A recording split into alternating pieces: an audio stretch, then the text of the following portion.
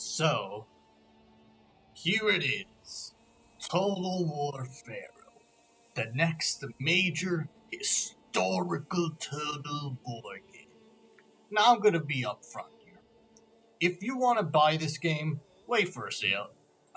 Like $60, too much. If this was a straight up short review, if you don't want to watch the whole video, if this game was $40, I say pick it up. If it was 30, easy to pick up. If it was if it was 50, but like TA did the thing where it's like, oh, but you can buy it now for 45 before release, I'd say maybe. This game is not $60. This game is not worth $60. This is a saga game in everything but name, and it shows with the scale of this game. Now, does that mean it's a bad game? No, it's by no means bad. Is this the worst Total War game ever made? No. No, really, it's not, guys. Like, on a pure, ranking scale, it's better than Medieval 1 and Shogun, but those are just old games. I probably prefer this over Empire, and it's definitely better than Thrones. And in some ways, it's better than Troy. Look, it is certainly in the bottom half of Total War games, but it's not a bad game, okay? Now, the reason I took so long to make this review was because, well, I'm very busy with college, okay? The fact that I'm making this is probably going to impact my midterm grade on my chemistry. But also, it took quite a while to finish the campaign, because just like with the Warhammer video, just like with that, you can't figure out a review until you play everything. Like, there are, people who play, 20 turns, oh yeah, I know everything. No. I needed to know every little morsel in this game before I played it. 143 turns later, 30 hours later, and I can finally say I know exactly what's wrong with this damn game. Now, does it mean just bad? No, there's a lot of good here. So let's just start from the main menu. I like this menu. I like the color scheme. I like having your main character, your player, the faction you choose on the menu. I also like the background, because one of the mechanics in the game, the Pillars of Civilization, reflects in the menu. When everything is perfectly fine, it's a nice sunny day and everything's calm. When things are starting to go down, the wind picks up, the sand blows. When everything falls to shit, it's like a sandstorm out there. It's like someone got out of the Mummy. It's pretty cool. Multiplayer. This is as full as it's gonna get. Custom battles are cool. Replays are fine. The tutorials, there's a good amount of tutorials if you don't understand, so that's pretty good. And there's a movie player. There's a surprisingly decent amount of movies, or mid cutscenes, as you say. But I don't know, there's 2 missing here. There were 3 I saw in the game that are just not here, and I do not know why. But let's get into the game now, shall we? So here it is. I have won the campaign. Here is my... Pardon? Okay, no, guys, trust me, I've won, alright?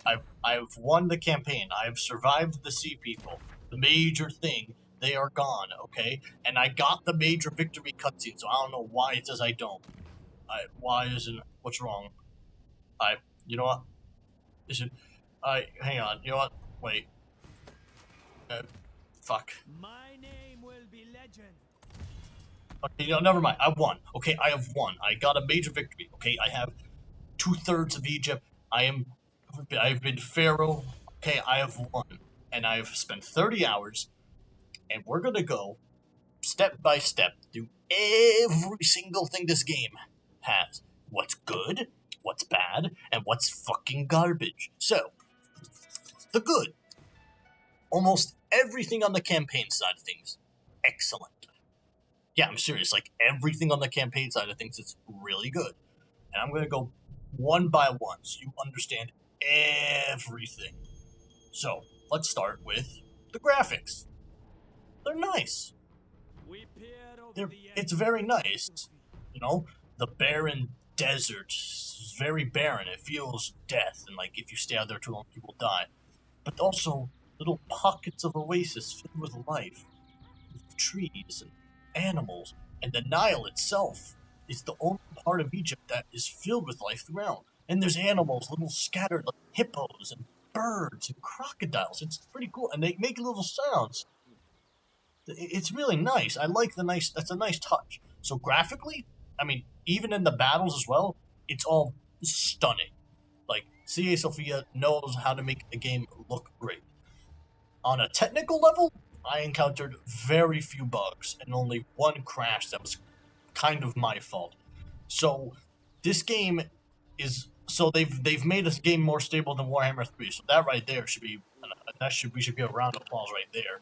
Because Warhammer 3 is still a mess, even with a bunch of hotfixes. That's whatever. That's another video. Music, the sound design, outstanding. Everything in this game just it has a nice feel to it. Like when I go to upgrade a building, and even in the menus, like it has a nice feel to it. Everything on a technical level is pretty solid, and I would assume it only would get better because they would fix whatever minor bugs there are. Because there are a couple minor things on the campaign side of things. Anyway, don't worry, there's other problems here. So everything on a technical level and a sound level, like the music in this game, is outstanding. It really is. Like, listen to the soundtrack of this game; it is crazy. So that's the easy stuff. That's like if you don't get those down, you really fucked up. So they nailed the easy part. So what about the actual campaign mechanics? Well, let's go one by one. So, unlike Warhammer and Three Kingdoms and other Total War games, there's multiple resources. There's food, stone, wood, bronze, and gold. The food is basically your main upkeep for armies. Every unit is going to require food. Never surrender. Some units require bronze, which are more like strong units, and elite units, the gold ones, require gold.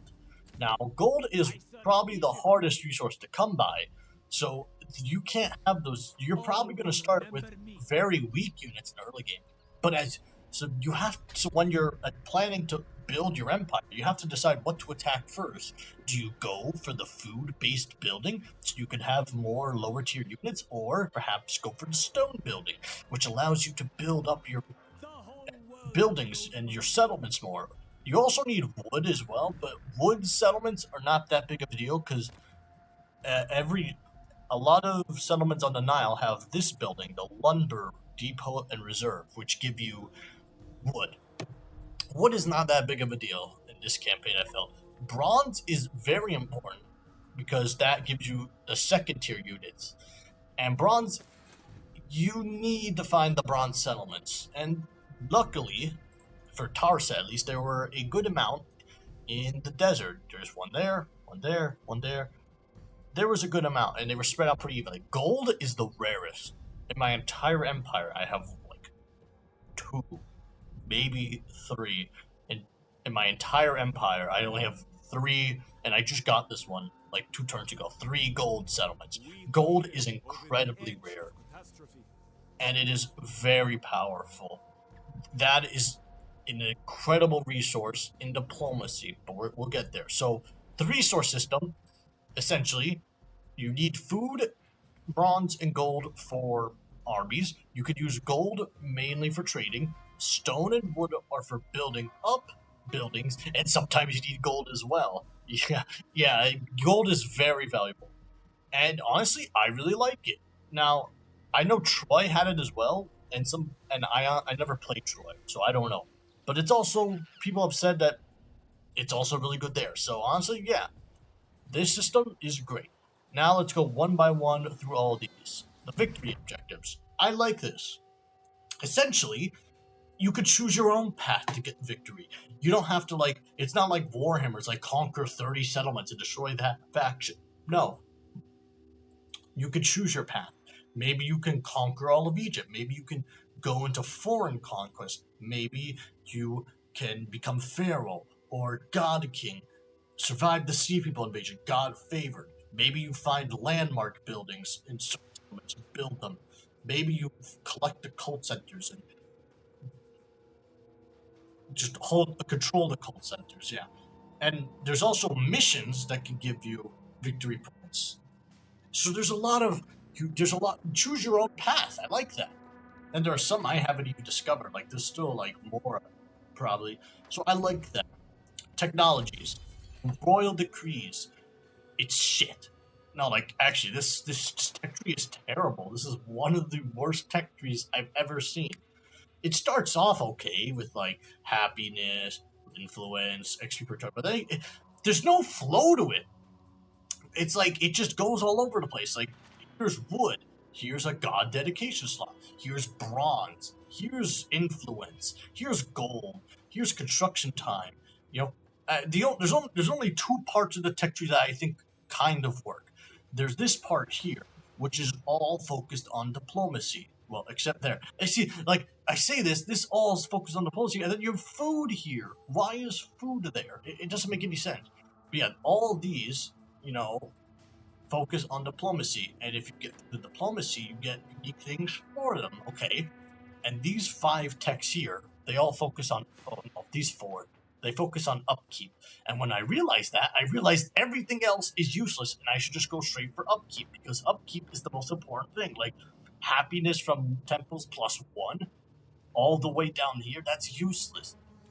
There's some decent ones here, like melee defense and morale, that's okay, but like, when you have things that could just reduce upkeep, why go for anything else? Like, honestly, this tech tree is bad. And it's bad for basically every faction in the game. It's really a shame. Diplomacy. It's fine. You know, it's not 3 kingdoms. Every Total War game should have fucking 3 kingdoms. When like, the diplomacy in 3 kingdoms should be the standard. And the fact that it isn't is such a crime.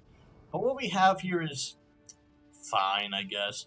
There's non-aggression, military access, defensive alliance, military alliance, vassalization, confederation, and peace treaty. I stand strong. You know, you get the confederations, they happen at a decent rate. It's not like Warhammer where they will refuse to confederate with you, so it works. Military alliances are useless. They have been useless in most Total War games, but they're definitely useless here. The only games I ever think they're useful in is Warhammer and 3 Kingdoms. Yeah, they just, I tell them to attack settlements, and they just refuse. And it's really just annoying, because there are times where they don't even count towards your victory objectives. You have to vassalize them. Vassals? Oh, they're vassals, they're whatever. The only thing I found good in this game was, where is it? The barter system. Use your it's not like a set trade thing, it's a barter thing. Like, hey, if you give me 100, if I give you 1,000 wood, you give me 200, 300, you know, you're bartering. 400 gold, 500, maybe. Oh, that's all you have? Okay, fine. How about you give in 300, like 500 stone? Oh, okay, maybe that's too much. You know, we gotta reduce it. I like that. I like the barter system. It's cool. It's unique. Just like Troy, but yeah, it's a Troy game. The gods, local deities, dedicate yourselves to up to 3 gods. Dedicate generals to the gods, and they give a ton of bonuses. I think it's good. It's not mind-blowing or anything, but it's unique. It immerses you. You got all the Egyptian gods here, and all of them provide pretty different bonuses. And if you wanted to, you could go on after the other gods. You could go up to the Canaanite and the Hittite gods. That's cool. I like that. It's unique, and I wish it's not like ridiculously overpowered like Troy. I like that. It's cool. Okay, so far we're 2.5 out of 4 with this stuff. All right, the faction leader. The faction leaders are all immortal in a historical Total War game. There is no family tree. That right there should get everyone fired. The way you level up generals in this game is fine. You have 3 different things to upgrade. This one mainly provides movement, this provides replenishment, and this provides upkeep production. And as you go further in, you get more bonuses. I'm fine with that. I like it. It's not like Warhammer where it's like a billion different things. But there are unique things there, and you could choose to level yourself up in a certain way that gets you titles. Like, I could assign myself unique things that give me bonuses, like speed, ammunition, influence, movement at sea, rapid fire for pistol charge. So I like that. And there's a clear, there's a whole tab for all the effects you do because it can get ridiculous with the outposts. And don't worry, I'll get to those. And you can also get acquired traits. This I actually like. This is something that should be expanded upon. You know, depending on what you do on the campaign, you get traits. Like here, I have Respectful 1, and this is because I gained by ending the urgent promises for high happiness. You know, gained by spending the churn and march stance. You know, all and like they provide certain bonuses, and you could either be on one side or the other side. You know, you could be a barbarian and burn everything, or you could just be cultured and build everything up. I like that. I like that. It affects your playstyle. Like that. Like for others, that's cool. It's good. Faction summary.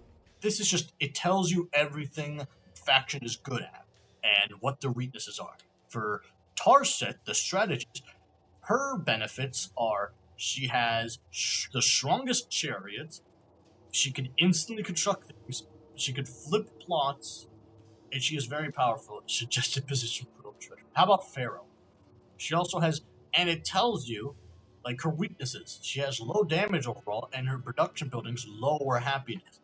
That it tells you everything straight up, and it tells you everything with the key concepts of the faction you chose. It's clear, it's simple, it's good, and it tells you status of everything and the records, which is good. That's fine. The court system. Great political system. This is a very solid political system. Yeah, it got a little bogged down by the end of the game, but in the middle, like from up to like turn 100, I was actively like going through this because you don't start as Pharaoh. You don't even start in the system. Like first, you have to like assign yourself to either becoming Pharaoh or the Hittite king, right? And then you gotta work yourself up. You know, first you gotta get into the pyramid, into this. It's a fucking pyramid scheme. It's a good system, you know. Like you can perform intrigues, so you can like get regard with them, and once you get a certain amount of regard, you can make a request. Maybe they give you something with the help with the gods, or maybe they give you upkeep production, or maybe you can plot against them and try to take their position, or steal legitimacy, blackmail them, assassinate them, embezzle gold from them. Yeah, you can get 700 gold. It's very powerful. And if you're able to become Pharaoh, then it's kind of like a dictatorship because now you're allowed to put one of your own generals into the 5 positions, and there are even unique things you can add, so you could take all the core positions. You could become dictator. It's a hostile takeover. I like that. I mean, most of the plots are useful, and it's good. This is the power of the crown system. This is essentially the Pharaoh system. You know, in order to become Pharaoh, you have to have the most legitimacy. And if there's not a civil war, if you have enough to become a pretender, you could challenge the current Pharaoh and fight in a civil war. And after the end of the civil war, you have more legitimacy than the Pharaoh, you become Pharaoh. And I won the first civil war, and I've had the ability to become Pharaoh ever since. Like I've been Pharaoh for like 2/3 of the game. And with becoming Pharaoh, you have access to these unique crowns, which give you bonuses.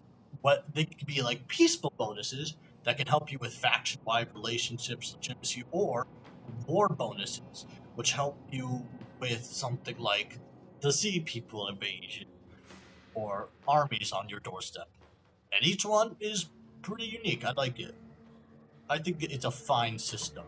And then you have the royal powers. Essentially, these are 5 different powers you can add. Once you get to 150 legitimacy, you can add 2. Now, here the 5 powers are: you can fill in more core positions, which is good. You can add you can add an extra character skill point to generals after a certain amount of time, which is fine. Forced annexation, which is broken, but the game knows it's broken, so you can only do it to factions less than 1, 2, or 3 settlements. So it's very powerful, but they limit it, and there's a cooldown. So it's a very powerful one, but I just wish the cooldown was less. You have growth migration, which is actually really helpful towards the late game when you're expanding and you need to get more things. I like that one. And the Corvée Labor, which allows constructing buildings, reducing construction time by 2, and you could directly level up to the maximum level in all settlements and outposts in the province. I don't know why I put this one all the way. I should probably put either the forced annexation or the growth migration all the way. I don't know why because it's okay, but I don't know. So that's almost everything with the campaign system done. The last thing I want to talk about is the outposts. I like it. Essentially, throughout your settlements, there are going to be certain points where you can build outposts. You can build monuments, way stations. You could either build temples to gods, economic buildings, defensive buildings like a fort or a watchtower, or monuments. The 3 most important ones: the way station, which gives you immunity in the entire region; trading posts, which armies can interact with all the outposts, and they can give unique bonuses. The will carve out a legacy. Which one is this again? The trading post can do reduce upkeep minus 20%. I don't have to explain why that's a big deal. So every 4 turns you could go there and do it. So overall, I like almost everything on the. Oh wait! I forgot the last thing. So you can choose a legacy, which is a unique thing for your faction. So you could choose for the Egyptians. You could choose one of 4 different legacies. So for this campaign, I chose Hatshepsut the Merchant, and essentially you could send caravans out into the world to trade with factions. It's like Cathay's caravan system, but better, because you could choose resources you produce. If I could send, I can check which resources are popular in the regions, and I can see the wheat from the Delta is popular in many places, so I can select the location I want to go to, fill my caravan with resources, and send it out. And when I get there, I can trade for the resources they have there. It's a very unique system, and I like it. I'm sure the other 3 legacy systems are good. So overall, we have a terrible tech tree with mediocre diplomacy, a great political system, a pretty solid power, rising to power system, and a pretty cool legacy system. And the last thing I want to talk about in the campaign section is the Sea People. The Sea People are hyped up to be this catapult. It's like the Chaos Invasion from Warhammer. They are coming to destroy everything. They will burn you to the ground. They really weren't that big of a deal. Honestly, I had more problems with the Libu invaders who spawned here. The Sea People weren't even that bad. I think they were busy destroying. Maybe they were busy destroying the Hittite Empire. I don't know, but I mean, there were at one point there were 10 armies about to show up, but you could just blockade the Nile and it works out pretty well. So overall, on the campaign side of things, I think it is it's not the best Total War game in terms of campaign, but it's certainly top 5. So where does this game falter? Where the hell do you think it falters, you battles? Oh, fuck the battles. Honestly, it took me the entire game to figure out what the hell was wrong with these battles. It really did. It took me 20, 30 hours to figure out what was really wrong with these battles. Because on paper, they should work, because they have a lot of good things going for them. There's no single entities, there's nothing like Warhammer. This is a true historical in terms of the battle sense. It is true. And, the match combat animations coming back are really good. The sound design is excellent in the battles, both with the music and, like, the clashing of the troops. There's a lot of good things in battles, but they just... Fuck, I still don't exactly know what's wrong with it. And ultimately, I've pointed it down to this. The engine this game is running on is shit with battles. Like, it was the exact same problem with Troy. Like, look. Like, the sound design is there. And the matched combat. Show me some matched combat, guys. Like, they're definitely fighting it. They're interacting, but it's not working. The clashes feel weak. They lacked impact. Oh, the chariots. I'll get to the chariots in a sec. But like the combat just feels lackluster. It doesn't have that. Look, I didn't expect to have, like, with Warhammer, insane artillery that could just level entire armies. I don't need that. And this is a historical game. All I need is some simple, good clashes like Attila or Shogun or Three Kingdoms even. Fuck, I'll take Three Kingdoms combat. No, Three Kingdoms combat's good. What am I talking about? It just lacks that impact.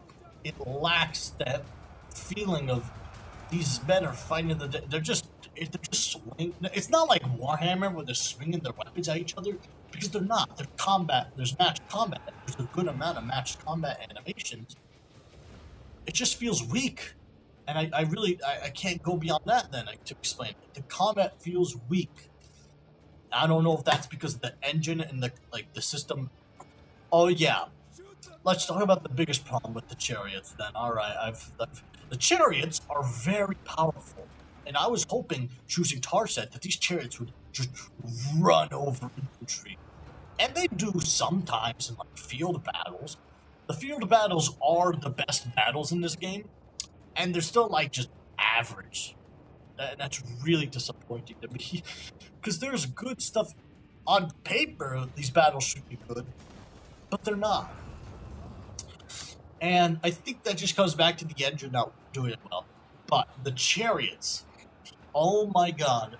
On field battles, they're great. In settlement battles, they get stuck on everything.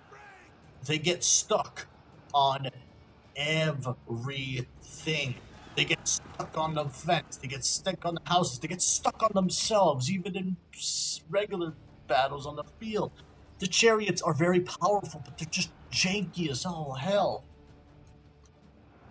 And I'm talking about field battles here. The minor settlement battles, while they're very nice to look at, and they have a lot of choke points, and actually they have like a tower as well. That's cool. It just doesn't. It feels pointless. And the sieges. Oh. I thought look. Now, are these siege battles worse than Warhammer 3? No. Okay, those are some of the worst sieges I've ever seen. But this is still bad with the major siege battles. The walls, they do feel impactful, but the units are clunky. You bust open the gate with the siege ram, and you charge them through, and they get stuck on the wall. Why do they keep getting stuck on the wall? Could it be fixed in a later patch? Yeah, but oh man. I want a Total War game where they won't stick to walls. Why has it been years since that has not been a problem? Come on, CA, what the fuck are you doing? Can we have one Total War game?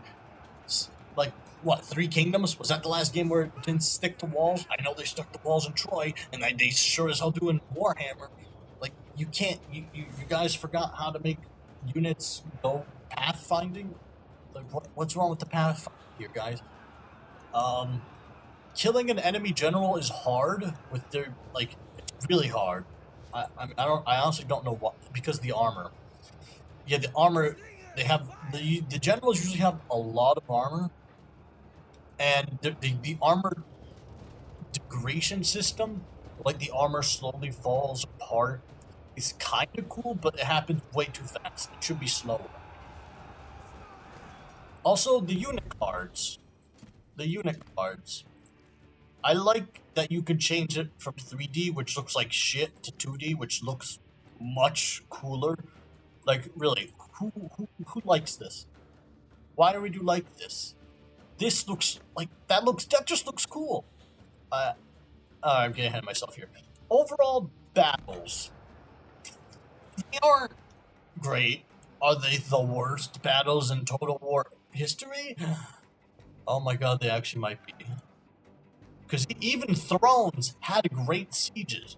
Thrones, you are worse than Thrones in the Total War game. Congratulations, you've done it. You've made the worst Total War battles ever. How? I don't think.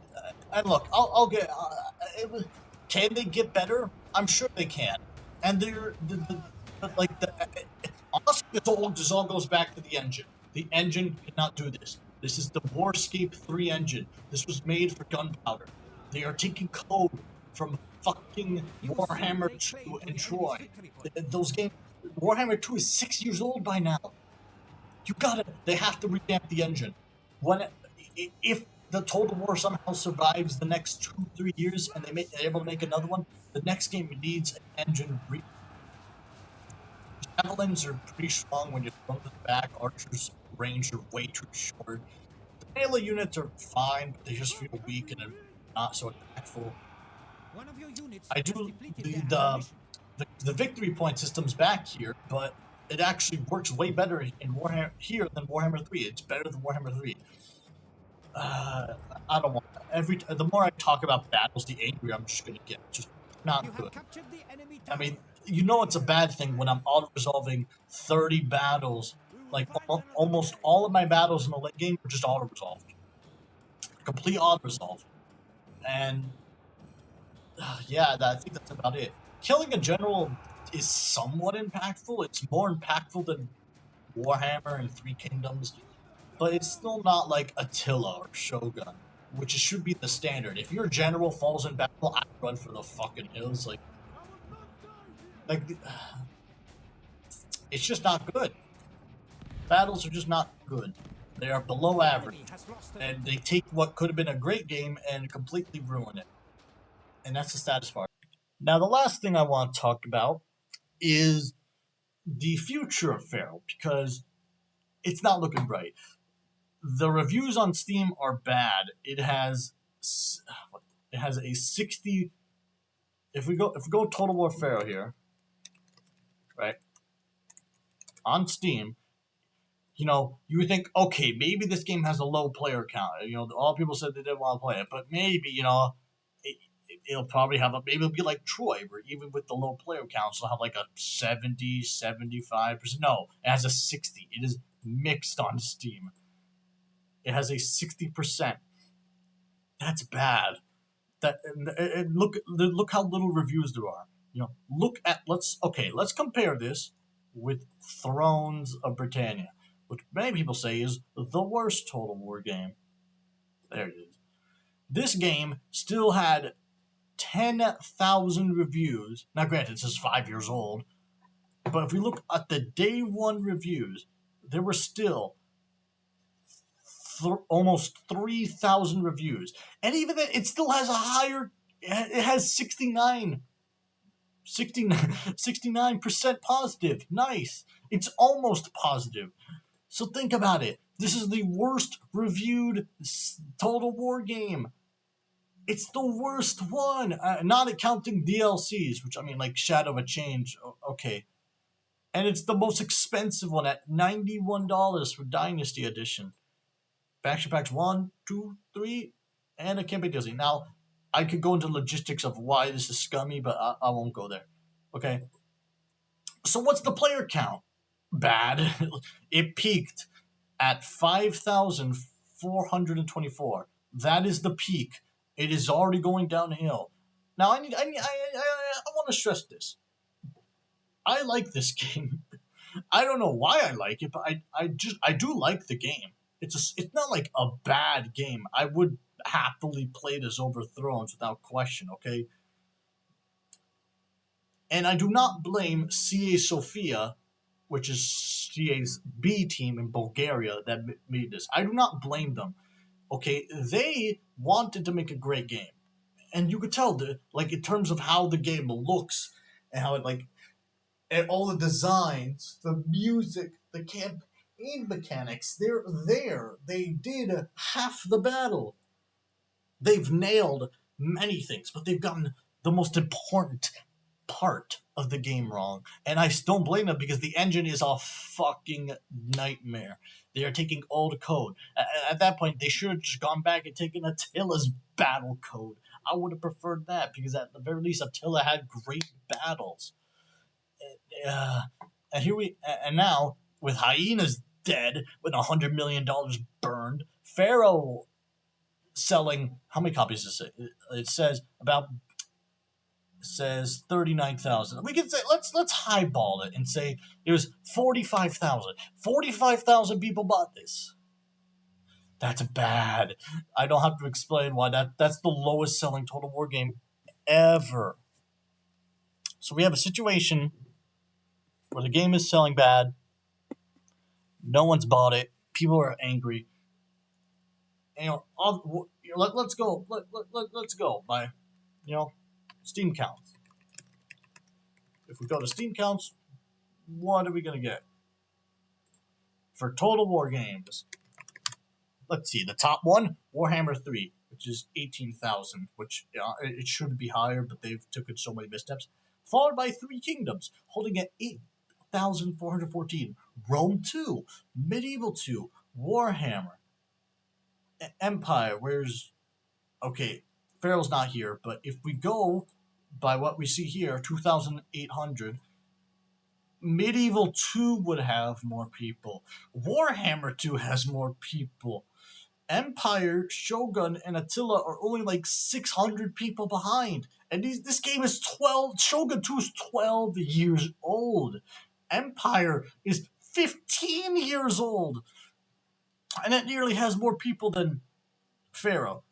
If that doesn't show you atrophy, I don't know what else to tell you. Like, the only games, okay, obviously it's going to have more people than Thrones, Troy, Warhammer 1, Rome Remastered, but those are old. Well, except that one. But, like, they're outdated old. You're telling me you can't, at your best, on your best day, you can't beat an average day of Rome 2? And this is not even just peak yet. Like, it can reach 6,700. This game, and they've tied themselves to this game for another year. They've tied themselves to it, because they have said they're making 4 DLCs. Now, yeah, maybe they can half-ass this stuff, but I've actually seen on the map there are parts of the map that you don't have access to, that they have, like, the carvings of all the ways the provinces will be laid out. So maybe they're going to add a lot to this game. I don't know. I really don't know. But as I said before, even though I personally like this game, like, I do, I think this game is pretty fun overall. There's great campaign mechanics, and the field battles are okay, The field battles you can have some fun with, and the music, good graphics, the campaign, almost all the campaign mechanics, they're there. But with some of the worst battles in Total War, yeah, and the entire fan base is fed up. This is if you really want a Bronze Age Total War or fighting game, this isn't the worst choice. Okay, if this was $40, I'd say pick it up. At this rate, it's a wait for a sale type of game. This is a great game to buy when it's 50% off on sale a year from now. And it's going to happen. And when they fix a bunch of bugs and add more content to the game, I think it can become solid. It's not going to have some high numbers, but it could still be a solid game. So as it stands now, I'm going to give Total War Pharaoh a 6 out of 10. I give it 5 points for nailing everything in the campaign mechanics and 1 point for the great graphics and sound design. It fails with the battles. It gets 0 points for battles. You want to give it a 1 point? You want to give it 1 point for maybe an occasional good fight here and there? Good field battle? fine, but no, I'm not giving this a 7 out of 10. I should probably give this a 5 out of 10. Because no. It gets a 6 is what it gets a 6. It gets that extra point because there's almost no bugs, okay? That's how we're doing this. 4 points for great campaign mechanics, 1 point for the good graphics and soundtrack, and 1 point for being barely buggy. This is not a buggy game in one bit. I mean, compared to Warhammer, think about it. This game does things better than Warhammer. It has far better campaign mechanics and less bugs than Warhammer, which is supposed to be CA's flagship title. This is supposed to be their best game ever, and a Pharoah made by the B team with CA Sophia, with definitely less money and time, makes a less buggy, better campaign mechanic game. Honestly, at this point, you should consider combining all your efforts, CA. Tell CA Sophia we're making we're making Empire or Medieval 3, Empire 2. You guys work on everything on the campaign side of things. We are going to make sure these battles are perfect. I think that's a great idea. If you divide and conquer, one side does the campaign, and obviously you got to work together. But honestly, if you combine studios and work together on the next Total War game, I think you can have something great. But as it stands, honestly, and the 3 biggest problems with the game: pricing. CA Sophia did not want to price it at $60. I know that, okay? If it was 40, people would buy it more and people would be more receptive. But no, it's 60. It's a Saga game that's $60. 2, people didn't want this time period. They wanted Medieval 3 and Empire 2. Now, I actually like the Bronze Age. I think it's a cool period. But yeah, I would have preferred Empire 2. And 3, with all the ridiculous nonsense that CA has pulled, with Rob Bartholomew saying deal with this price shit and Shadows of Change and Hyenas being canceled and laying off all the jobs and burning $100 million. People just don't want to. Why would you buy a game from this company? Why would you trust them? Okay, no, that's the wrong angle. Why would you, as a consumer, after seeing all the shit that's happened, think, yeah, this company's got a bright future, Because I don't think it does. They've honestly, Thrones of Decay is their last chance. The Thrones of Decay is the make or break now. If Thrones of Decay is like Shadows of Change and just sucks and it's like a overpriced thing for like $25, the community's done. Total War is done. I think at that point, I think you start considering boycotts and saying on this day no one play Total War and all these are 0. I think you would have to take that into consideration, because right now community is still pissed off CA, and just because you've done 5 hot fixes to Warhammer 3, that doesn't excuse all the stuff you've done. Honestly, I can't even blame the developers. The developers want to make a great game, and this is all the rich guys. The rich guys with the $1 billion pushing this out, saying, "Oh yeah, don't worry, don't buy it. They're morons." This is why CEOs are always hated. Name one CEO that's name one. No, name one CEO. You can't. No, if you can name a CEO, I want you to put it in the comments. And if it's a legitimately good CEO, I will pin that. I will heart it. I will do everything. Okay. Find me a CEO gaming company from a big studio game company that isn't complete shit. Okay, that's your challenge, guys. Thank you for watching, and I'll see you on the next video. Goodbye.